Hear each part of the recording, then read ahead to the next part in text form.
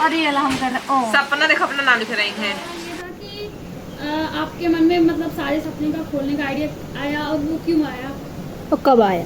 6 अगस्त 5:95 पे आया था, 45 मिनट पे आया था कि अब साझी खोलेंगे। नहीं, लंबी कहानी है इसकी, इसका कैसे आंसर करें, ये लंबी कहानी है। जब मैं सबसे पहले उनसे मिली, मुझे पता था क्या चाहिए ही सुरभि दीदी हैं।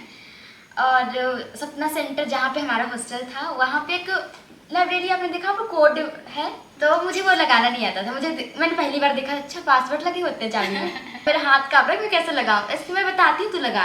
फिर मैंने लगाया, फिर मुझे अच्छा, तो वो इम्प्रेशन था कि अब सीखने का दौर शुरू हो गया, इस तरीके से सीखेंगे, करके सीखेंगे। तो मैं खरगोन में पली बड़ी हूँ, जो मध्य प्रदेश में है ना।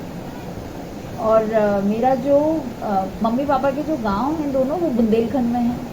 मेरे पापा जो थे तो पूरे किसानी परिवार से हैं, दोनों साइड से। अब होता ही था, हम गांव जाते थे गर्मियों में, वहाँ पे दुनिया बहुत अलग थी। दोपहर में सारी घर की औरतें एक साथ बैठ के है ना, बीजने से हवा करते करते लेटी हुई होंगी, कोई सो रही होंगी, हम सब बातें करते थे, ठीक है। तो मैं छोटी थी उस समय, तो मेरी बहुत सारी दीदियाँ या भाभियाँ ऐसे बोलती थी, बिन्नू जब तुम बड़ी हो जाओ, बड़ी आदमी बन जाओगी तो हमको चपरासी की नौकरी हो जाएगी, और फिर खूब हंसेंगी। तो मैं उस समय ये सोचती थी कि ये औरतें इतना मेहनत करती हैं, इनको सब आता है, इनको खेती करना आता है, इनको बच्चे संभालना आता है, इनको इसके बाद भी इनको लगता है कि ये सिर्फ उतना ही काम कर सकती हैं जहाँ पे सिर्फ शारीरिक मेहनत हो।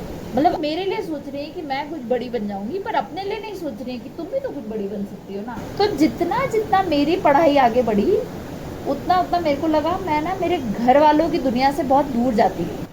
तो वो मेरे को ना बैठता नहीं है कहीं पे कि यार ये कैसे हो सकता है ना, इतना सीखने का मन है लड़कियों को, औरतों को, तो मौका नहीं है, ऐसा क्यों है। तो इसलिए वो आग तो दिल में थी, कुछ तो करना है। इतनी सारी औरतें हैं और 12वीं के बाद ऑप्शन तो ज्यादा है नहीं, है ना। 12वीं के बाद क्या है, क्या क्या होता है गाँव में, चलो तुम ही बताओ। मैं अपने घर में पहली हूँ जो पढ़ रही हूँ, और उसके बाद मेरी सिस्टर है।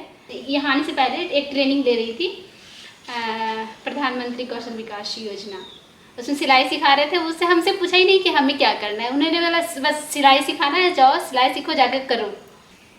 फिर यहाँ आया, तो यहाँ आने के बाद सुरभि दी ने पूछा पहली बार कि क्या बनना है। ये हमारे लिए बहुत आसान है ये इमेजिन करना है कि किसी बड़े से शहरी ऑफिस में कोई गांव के व्यक्ति या गांव की औरत सफाई कर रही होगी, पर ये नहीं इमेजिन कर पाते हैं कि वो अंदर बैठ के वो ऑफिस चला रही होगी। वो तो चला सकती है ना। तो बस यही था कि हम ऐसे कोर्सेज खोलेंगे जो आज तक गांव की औरतों के लिए ना खुले हुए ही नहीं है। तो कोडिंग खोला, प्रोजेक्ट मैनेजमेंट खोला, प्राइमरी मैथ टीचिंग खोला दूसरी संस्थाओं के साथ। तो शायद साझी सपने सपना दिखाने का भी एक जरिया है कि सपना कैसे देखते हैं, क्या क्या कर सकते हो आप। साझी सपने में आने के बाद ही मुझे लगा कि अच्छा, तो मैं गणित के शिक्षिका बन सकती हूँ। तो अभी तक गांव की औरतें ना सिर्फ समस्याओं के कारण जानी जाती है, हम उनकी संभावनाओं के कारण कैसे जाने ना। मुझे ऐसा लगता है ना कि मतलब ये सीखने का मतलब ये थोड़ा और कम होना चाहिए। हमें सच्ची में मैं बता रही हूँ, घर में नहीं मिलता। आज तक मेरे मन में क्या चलता है मैं अपने घर वालों को मतलब नहीं बता पाती हूँ, पर यहाँ पे आने के बाद जैसे मतलब पूछा जाता है तो फिर मतलब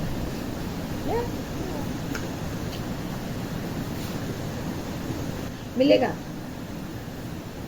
मैं बता रही हूँ, पुष्पा जब वापस जाएगी अपने गांव में और वो 2 लड़कियों के दिल के हाल पूछेगी, तो माहौल बदलेगा ना।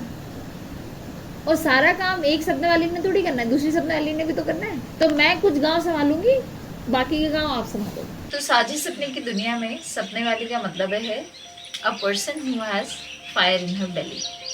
आग तो हम सबके अंदर है ना। उसको पहचानना, उसको सुनना, उसको महसूस करना, वो थोड़ा दब जाता है। तो मैं ये बोलूँगी कि अगर आप कभी भी अगर अपने आप को ये मौका दे सकते हो कि 1 मिनट के लिए बाहर की दुनिया को भूल जाएं और अंदर की दुनिया पे पूरा फोकस लेके आए और उस आग को महसूस करें कि वो आपको आग ना क्या करवाना चाहती है। अपने आप को एक मौका तो दे के देखो, है ना। और अगर दे रहे हो और तुमको एक जगह चाहिए तो साझी सपने हैं। काबिल